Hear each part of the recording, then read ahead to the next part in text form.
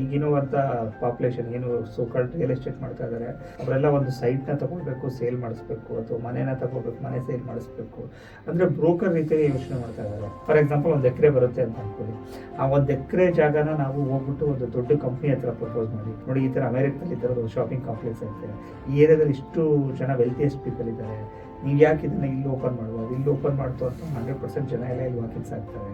And ನೀವು ರೆವಿನ್ಯೂನು ಕೂಡ ಏನು ರೆಂಟ್ನ ಕಟ್ಕೊಡ್ತು ಅಂದರೆ ಬೇರೆ ಲೆವೆಲ್ ರೆವಿನ್ಯೂ ಬರುತ್ತೆ. ಸೊ ಈ ಥರ ರಿಯಲ್ ಎಸ್ಟೇಟ್ನ out of the box think ಮಾಡೋಕ್ಕೆ ಶುರು ಮಾಡ್ತು ಅಂತಂದರೆ ಒಂದು you will become a pioneer.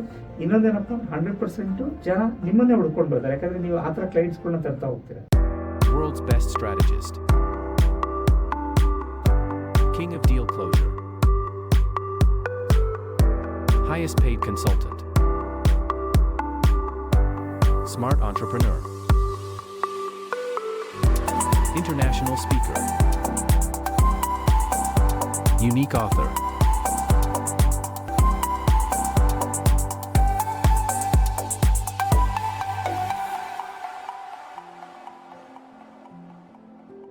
ಕೊನೆ ಕ್ವಶನ್ ನಮ್ಮ ಕಮೆಂಟ್ಸ್ಗಳಿಂದ, real estate business, coffee plantation ಹಾಗೆ ಲ್ಯಾಂಡ್ಗೆ ರಿಲೇಟೆಡ್ ಬಿಸ್ನೆಸ್ಗಳನ್ನ ಹೇಗೆ ಪ್ರಾಫಿಟಬಲ್ ಆಗಿ ಮಾಡೋದು, ಹಾಗೆ ಅದಕ್ಕೊಂದು ಪ್ಲಾನ್ಗಳೇನು? ಓಕೆ, ಕಾಫಿ ಪ್ಲಾಂಟ್ ಬಗ್ಗೆ ನನಗೆ ಅಷ್ಟೊಂದು ನಾಲೆಡ್ಜ್ ಇಲ್ಲ, ಪರ್ಟಿಕ್ಯುಲರ್ಲಿ ಕಾಫಿ ಪ್ಲಾಂಟ್ ಅಂತ. ಬಟ್ ರಿಯಲ್ ಎಸ್ಟೇಟ್ ಬಗ್ಗೆ ನಾನು ಒಂದು ಎಪಿಸೋಡ್ನೇ ಮಾಡಬೇಕು ಅಂತ ಅಂದ್ಕೊಂಡಿದ್ದೀನಿ. ಬಟ್ ಸಂಕ್ಷಿಪ್ತವಾಗಿ ಹೇಳಬೇಕು ಅನ್ನೋದಿತ್ತು ಅಂದರೆ ರಿಯಲ್ ಎಸ್ಟೇಟ್ ಅನ್ನುವಂಥದ್ದು ಇವಾಗ ಅರ್ಥ ಮಾಡ್ಕೊಂಡಿರುವಂಥ ಈಗಿರುವಂಥ ಪಾಪ್ಯುಲೇಷನ್ ಏನು ಸೋಕಾಲ್ಡ್ ರಿಯಲ್ ಎಸ್ಟೇಟ್ ಮಾಡ್ತಾ ಇದ್ದಾರೆ ಅವರೆಲ್ಲ ಒಂದು ಸೈಟ್ನ ತಗೊಳ್ಬೇಕು, ಸೇಲ್ ಮಾಡಿಸ್ಬೇಕು, ಅಥವಾ ಮನೇನ ತಗೋಬೇಕು, ಮನೆ ಸೇಲ್ ಮಾಡಿಸ್ಬೇಕು ಅಂದರೆ ಬ್ರೋಕರ್ ರೀತಿಯಲ್ಲಿ ಯೋಚನೆ ಮಾಡ್ತಾ ಇದ್ದಾರೆ. ನಾನು ಹೇಳುವಂಥದ್ದು ಏನಂತ ಅಂತಂದರೆ they need to study using social media study ಮಾಡಬೇಕು. ಈ ಜಾಗ ಏನಕ್ಕೆ ಪ್ರಶಸ್ತವಾಗಿರುತ್ತೆ, ಅಮೆರಿಕದಲ್ಲಿ ಈ ಥರ ಬಿಲ್ಡಿಂಗ್ ಇದೆ, ಈ ಥರ ಹಾಲಿವುಡ್ ಅಂತ ಇದೆ, ಈ ಥರ ಶಾಪಿಂಗ್ ಸೆಂಟರ್ಸ್ ಇದೆ, ಈ ಥರದ್ದು ಬೆಂಗಳೂರಿಗೆ ಅವಶ್ಯಕತೆ ಇದೆಯಾ, ಇಲ್ಲಿ ನಾನು ಏನು ಮಾಡ್ಬೋದು, ಇಲ್ಲಿ ನನಗೆ ಯಾರ್ಯಾರಿಗೆ ಅಪ್ರೋಚ್ ಮಾಡ್ಬೋದು, ಸರ್ ನೋಡಿ ಸರ್ ಇಲ್ಲಿ ಇಷ್ಟು ಜಾಗ ಇದೆ. ಫಸ್ಟ್ ಲ್ಯಾಂಡ್ ಅವ್ರಿಗೆ ನಿಮ್ಮ ಜಾಗನ ನಾವು ಈ ಥರ ಯೂಸ್ ಮಾಡ್ತು ಅಂತಂದರೆ 100% ನಿಮಗೆ ಬೇರೆ ಥರದ ವ್ಯಾಲ್ಯೂ ಬರುತ್ತೆ ಅಂತ ಅಲ್ಲಿಂದ ಶುರು ಮಾಡಿ, ಅವ್ರನ್ನ ಕನ್ವಿನ್ಸ್ ಮಾಡಿ. ನಿಮ್ಮ ಐಡಿಯಾ ನಿಮ್ಮದು, ಅವ್ರನ್ನ ಕನ್ವಿನ್ಸ್ ಮಾಡಿ. 5 ಜನನ ಕನ್ವಿನ್ಸ್ ಮಾಡಿದಾಗ 5 ಜನದಿಂದ ಎಷ್ಟೋ ಲ್ಯಾಂಡ್ ಬರುತ್ತೆ ಅಂತ ಅನ್ಕೊಳ್ಳಿ. ಫಾರ್ ಎಕ್ಸಾಂಪಲ್ 1 ಎಕರೆ ಬರುತ್ತೆ ಅಂತ ಅನ್ಕೊಳ್ಳಿ. ಆ 1 ಎಕರೆ ಜಾಗನ ನಾವು ಹೋಗ್ಬಿಟ್ಟು ಒಂದು ದೊಡ್ಡ ಕಂಪ್ನಿ ಹತ್ರ ಪ್ರಪೋಸ್ ಮಾಡಿ, ನೋಡಿ ಈ ಥರ ಅಮೆರಿಕದಲ್ಲಿ ಈ ಥರದ್ದು ಶಾಪಿಂಗ್ ಕಾಂಪ್ಲೆಕ್ಸ್ ಐತೆ, ಈ ಏರಿಯಾದಲ್ಲಿ ಇಷ್ಟು ಜನ ವೆಲ್ತಿಯೆಸ್ಟ್ ಪೀಪಲ್ ಇದ್ದಾರೆ, ನೀವು ಯಾಕೆ ಇದನ್ನು ಇಲ್ಲಿ ಓಪನ್ ಮಾಡ್ಬೋದು, ಇಲ್ಲಿ ಓಪನ್ ಮಾಡ್ತು ಅಂತ 100% ಜನ ಎಲ್ಲ ಇಲ್ಲಿ ವಾಕಿಂಗ್ಸ್ ಆಗ್ತಾರೆ. ಆ್ಯಂಡ್ ನೀವು ರೆವಿನ್ಯೂನು ಕೂಡ ಏನು ರೆಂಟ್ನ ಕಟ್ಕೊಡ್ತು ಅಂದರೆ ಬೇರೆ ಲೆವೆಲ್ ರೆವಿನ್ಯೂ ಬರುತ್ತೆ. ಸೊ ಈ ಥರ ರಿಯಲ್ ಎಸ್ಟೇಟ್ನ out of the box think ಮಾಡೋಕ್ಕೆ ಶುರು ಮಾಡ್ತು ಅಂತಂದರೆ ಒಂದು you will become a pioneer. ಇನ್ನೊಂದೇನಪ್ಪ 100% ಜನ ನಿಮ್ಮನ್ನೇ ಹುಡ್ಕೊಂಡು ಬರ್ತಾರೆ, ಯಾಕಂದರೆ ನೀವು ಆ ಥರ ಕ್ಲೈಂಟ್ಸ್ಗಳನ್ನ ತರ್ತಾ ಹೋಗ್ತೀರಾ. ಸೊ ಕ್ಲೈಂಟ್ ಯಾಕೆ ಬರಬೇಕು, ಅಲ್ಲಿ ಅವ್ರಿಗೆ ಏನೋ ಬೆನಿಫಿಟ್ ಇದೆ ಅಂತ ಅನ್ನೋದಕ್ಕೆ. ಅಲ್ಲಿ ಏನೋ ಬೆನಿಫಿಟ್ ಅಂದರೆ ಏನು, ಅದು ನಾವಿವಾಗ ಕ್ರಿಯೇಟ್ ಮಾಡಬೇಕಾಗಿರುವಂಥ ಒಂದು story telling is always important. ಅದನ್ನು ನಾವು ರೆಡಿ ಮಾಡ್ತು ಅಂತಂದರೆ 100% ಕ್ಲೈಂಟ್ ಬರೋಕ್ಕೆ ಶುರು ಆಗ್ತಾರೆ. ಒನ್ಸ್ ಕ್ಲೈಂಟ್ ಒಳಗಡೆ ಬಂತು ಅಂತಂದರೆ ನಿಮ್ಗೆ ರಿಯಲ್ ಎಸ್ಟೇಟ್ ಈಸಿ ಆಗುತ್ತೆ. ಸೊ ಟ್ರೆಡಿಷನ್ ವೇನ ಬಿಟ್ಟು ಬೇರೆ ವೇನಲ್ಲಿ ಮಾಡ್ತು ಅಂದರೆ ಯು ವಿಲ್ ಬಿಕಮ್ ಪಯನಿಯರ್, ಅಥವಾ ನೀವು ಬೇರೆ ಲೆವೆಲ್ಗೆ ಹೋಗ್ತೀರಾ ರಿಯಲ್ ಎಸ್ಟೇಟಿಗೆ ಅಂತ ನನ್ನ ಅನಿಸಿಕೆ. ಹಾಗಾದರೆ ಎಲ್ಲ ನಮ್ಮ ಪ್ರೇಕ್ಷಕರ ಕಮೆಂಟ್ಸ್ಗಳು, ಡೌಟ್ಸ್ಗಳು ಕ್ಲಿಯರ್ ಆಗಿರ್ಬೋದು. ಆದರೆ ಇನ್ನೂ ಡೌಟ್ಸ್ಗಳು ಏನಾದರೂ ಬೇಕಾಗಿದ್ರೆ ನೆಕ್ಸ್ಟ್ ವಿಡಿಯೋದಲ್ಲಿ ಕೂಡ ಕೇಳಿ ಅದನ್ನು ಸಂಕ್ಷಿಪ್ತವಾಗಿ ಸರ್ ಇಂದ ತಿಳಿಬೋದು. ಮತ್ತೇನೋ ಡೌಟ್ಸ್ ಇದ್ರು ಕೂಡ ಸರ್ ಅದನ್ನು ಸಂಕ್ಷಿಪ್ತವಾಗಿ ತಿಳಿಸ್ತಾರೆ.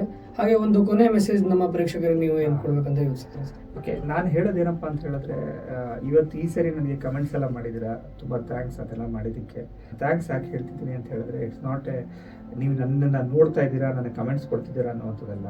ನಿಮಗೆ ಬೇಕಾಗಿರುವಂಥ ಕ್ಲಾರಿಫಿಕೇಶನ್ ನೀವು ತಗೊಳ್ತಾ ಇದ್ದೀರಾ, that is A primary thing. ಅದು ತುಂಬ ಮುಖ್ಯ ಆಗುತ್ತೆ. ಆಮೇಲೆ ನಿಮ್ಗೆ ಏನೇನು ಬೇಕು ಇನ್ಪುಟ್ಸ್ ಅದನ್ನೆಲ್ಲ ನೀವು ಕೇಳ್ತಾ ಇದ್ದೀರಾ, ಓಪನ್ ಅಪ್ ಆಗಿ ಕೇಳ್ತಾ ಇದ್ದೀರಾ ಮೆಸೇಜಸಲ್ಲಿ, ಅದು ಥ್ಯಾಂಕ್ಸ್.